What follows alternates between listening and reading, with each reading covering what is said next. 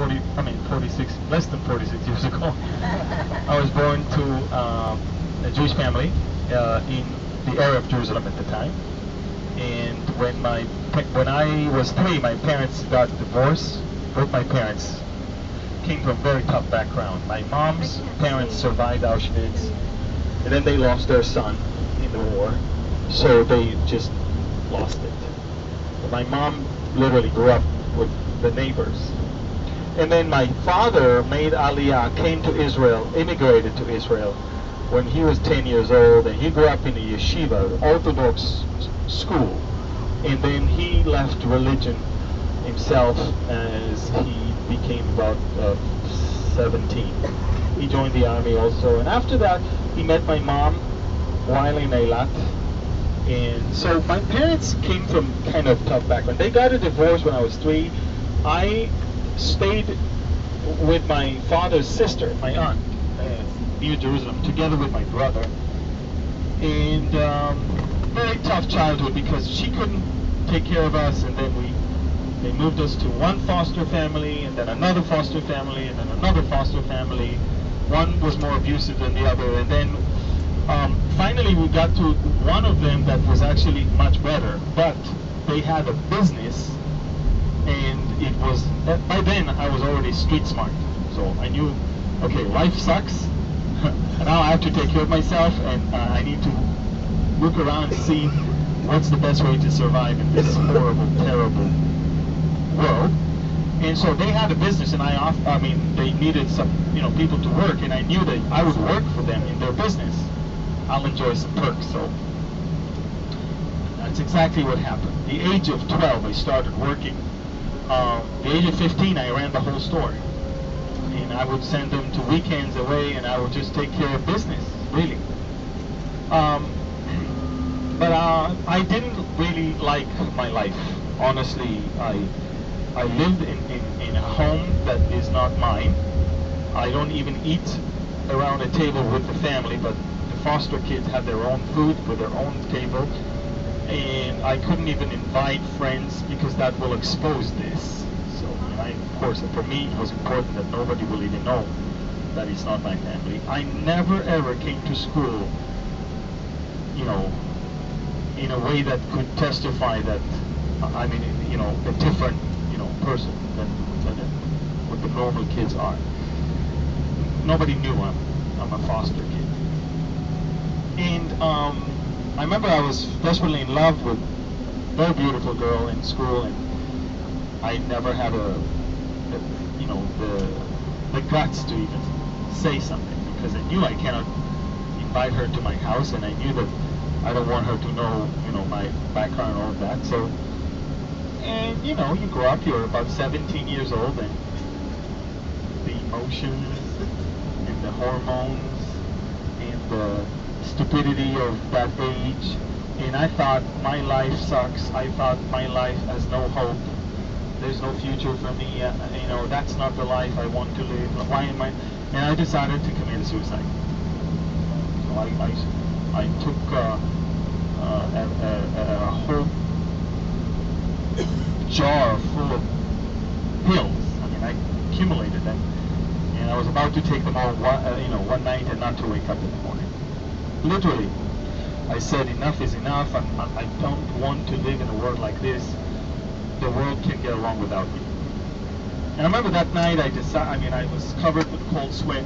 I knew that you can't really change your mind after you do that. When you're dead, you're dead. So I decided to give the world one last chance. And that week, I learned that my best friend in school is actually a Messianic Jew, a Jew who believes in both the Old and New Testament. So I went to his house. I remember, and you have to understand something about me. For me, to have food on the plate is not something to be taken for granted. And so when they served lunch, I immediately grabbed my fork, and I was about to, and I saw that everybody's holding hands, closing their eyes. And the father is just talking to God as if God is his best friend. There's no prayer book. Doesn't do the traditional Jewish, thing. And I was so intrigued by that. I literally saw people that have personal relationship with the God of Israel. So I started asking questions, and of course they answered. And in Israel, it is illegal to proselytize. So if I'm a minor, to minors, I was not even yet 18, so they couldn't really tell me all about it unless I asked. I started asking, but it took me a while to really ask the million-dollar question. Okay, why do you pray B'Shem Yeshua, in the name of Jesus, every time? What's the point? Isn't the God of Israel enough? We are Jews. Why do we need all of that? And so one woman told me, why don't you just pray and ask God to show you who Jesus is? And I was like, what? Me talking to him just like that? She said, no. Yeah. So I wrote a prayer on a piece of paper, I put it on the wall, knelt down that night, and I read from that piece of paper, because I never prayed. And I said, if, show me who Jesus is. I never prayed to accept him, I never prayed to, to receive him as my Lord and Savior. Just tell me who he is. The next morning, I woke up. Now, you have to understand, I go to work before school, then I go to work after school. Before school, I have to open that grocery store. I have to take inside the fresh bread, dairy products, and the different parts of the newspaper and put them together. I was Mr. Dairy Products, Mr. Bread, Mr. Newspaper. So every morning, did the same thing. And as I put together the morning newspaper, I opened the first page, the second page, and I see a one-page size advertisement with big, bold, Hebrew capital letters, Yeshua. I was like, I closed the newspaper. I thought I lost it. Because it was the day after I prayed. Then I slowly opened the newspaper again. It was still there. Apparently, Campus Crusade had the Jesus film, the famous Jesus film, in a regular movie theater in Jerusalem that week. Originally, that movie was filmed in Israel, so the scenery is very familiar to me. Some Israeli actors were actually part of the cast, and I saw the Hebrew version of it. So I'm watching the Gospel of Luke in Hebrew with Israeli actors, with Israeli landscape. Now, bear in mind, I know the Old Testament by then. I never read the New Testament. But who cares? Nobody read the New Testament in the time of the New Testament. Am I right? So, the fact that the New Testament wasn't there didn't stop people from coming to the conclusion that Jesus is the Messiah. Jesus never read from New Testament, and he never preached from New Testament. He never proved anyone that he is the Messiah using New Testament. And here I am, watching every prophecy that I know, how it is accurately being fulfilled by him. And the thing that nailed it was Isaiah 53. That night I accepted him as my Lord and Savior just by praying. Bear in mind, never read New Testament yet. Went back home and told everyone, "You're all sinners." You know how it is? Oh yeah. Now, that's the first time I realized why God had it so that we, the kids, will have our food eaten in a separated table. I could speak freely about this whole thing without any adult supervision. And around the table, we were 12 foster kids. We were 4 in the room. And there's only one guy my age that I couldn't stand. We were always fighting. We were always, So I would tell people about Jesus, but I would skip him. Do. Now, how many of you know that God has a sense of humor? Who's the only one who responded? The one I couldn't stand. Now I'm stuck with him for eternity. You know? And both of us, not only that we're friends now, I mean at that time, but we started going to Bible studies together and some worship evenings together. And 3 weeks later, we get back home from a study, and my foster parents were standing outside, and they said, "Pack your things and get out of here." So we got kicked out of. After having moved so many times, finally I found a place where I lived for 10 years.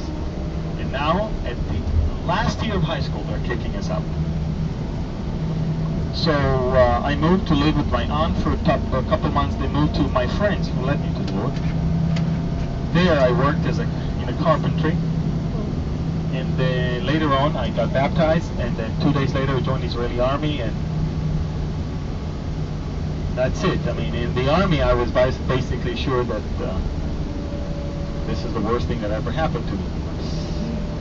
I was so not geared to be a soldier. I thought that time everything was just too much for me. So every night I would pray, "Come Lord Jesus, come." And there's a song, "Ana Chazorna Yeshua." Please come back, Jesus, King of the Jews, Melech HaYehudi. So I would sing that every night. And then I got injured. And I was operated my hand, and I was at home for a couple months recovering. And then while I was recovering, I received a letter that I am to go and be interviewed for the Officers Academy. And I thought it must be a joke. I can't stand the army. Now they want me to be an officer. But I went there, and surprisingly, I passed. And they did a physical. Surprisingly, I passed. And then I realized this is a great opportunity for me to A, share the gospel, and B, causing them to kick me out by doing so. So I won't be an officer, yet I share the gospel. So every night I would guard outside, and the person I would be guarding with me would hear the gospel. And I had the expectation that he will not only accept the Lord, but will tell everyone else that he did, so I will be in trouble. And they'll kick me out. Well, eventually I was called to the commander of the school, to his office, and I knew that's it. Whoever goes there, that's it. That's the end. And I was so happy to get thrown out of the Officers Academy that evening. And then I got to his office and I saluted, and of course he said, "Salfati, you're doing extremely good. Just shut up." That's it. In other words, don't talk about what you believe. And I wanted to tell him, hey, part of why I don't shut up is because I don't want to be here. But that's the moment I realized probably I'm there for a reason and for a season. And the rest is history, because I did graduated, and then they asked me, okay, then they took me to be professionalized in the Ministry of Defense. At the time was in charge of the Israeli military government in Gaza and Judea and Samaria. At the time, Israel had literally governed the Palestinians with military government, and they taught me Arabic, they taught me government affairs, they taught me Islam, they taught me history of the conflict, and I mean, it was amazing. And then when I graduated that, I became an officer, and they sent me to the headquarters in Bethel, and I asked, where is it that nobody does anything? Because there is nothing, and nobody wants to go there. They told me Jericho. Jericho is so hot there that even the flies go to bed for siesta. I mean, nobody ever chose to go to Jericho in the history of our unit. And I said, I'll go. Little did I know that 5 months after I arrived, a new governor will come, someone who served as one of the commanders of a unit that operates agents, spies in Muslim countries around us. He kind of tested all the officers around in his own way, and then called me into his office. And bear in mind, I just arrived in our unit 5 months ago, and I was promoted to be the second in command, deputy governor of Jericho at the age of 21. And I was exposed that evening to a folder on the table that he told me, if you say anything about that, you'll be thrown to jail. That was the secret negotiations that Israel had with the Palestinians, and Jericho is to be the first city to be self-governed by Palestinians. And here I am in the middle of world events at the age of 21, being deputy governor of Jericho, overseeing 30,000 Palestinian civilians and 500 Israeli soldiers, having to shut up and not say anything about the hottest piece of news in the world in those days. And that's it. You know, we handed Jericho over on May 4th, 1994, and 6 months later I got out of the military, joined the Hebrew University at the time was hosting the school of tourism to become a licensed Israeli tour guide. Not an easy course, last 2 years, and graduated. Then I went to Germany for a while. The official excuse was to study the German language. Beyond that, you don't need to know. And I got back home, got married, and I started Behold Israel as an official teaching ministry when I realized how the church is asleep while traveling and speaking. Really? I never told you that, but I was on the Twin Towers the night before they collapsed, asking my hosts what is going to happen if something is going to hit those buildings. I wonder why the FBI wanted me later. And they questioned me, and well, they got the answers. But I realized that America was in a deep sleep. Not only America, Europe is still in denial as well. But America was in denial then that problems are only in the Middle East. It'll never come to us. And they came and visited you in America. You did nothing to them. They came to your place, to your house, and brought down the symbol of corporate America, and were hoping to bring down the symbol of the government in America as well. Since I was fresh out of the military not long before that, and I had a lot of great connections in many other places, I kind of knew that what happened in 9/11 was actually 5% of what was originally planned to happen. And I realized that was a wake-up call. It wasn't the judgment of God, it was the mercies of God. 95% of what was planned was never executed. And I thought, it wasn't just the American problem, it was actually, I believe, the state of the church.